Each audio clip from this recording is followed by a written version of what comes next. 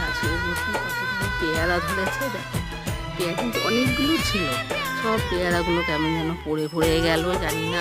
তাও মাটির মধ্যে কিছু কম করে রাখি না, সবই দিয়ে থাকি। হ্যাঁ, আর এখন তো মানে বৃষ্টির সময়, এখন ঠিক বাড়ছেও না গাছ, মানে কি আর বলবো, গাছগুলো জলের মধ্যে তো এখন হচ্ছে না, অসুবিধাই হচ্ছে গাছগুলো বাড়তে।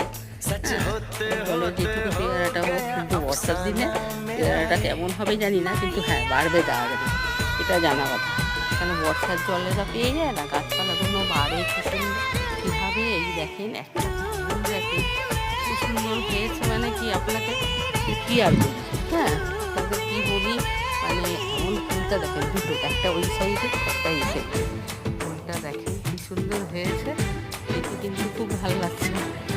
গাছের মধ্যে কত রকমের ফুল হয়, দেখে সত্যি কিন্তু খুব ভালো লাগে, এক এক দিন এক এক রকমের ফুল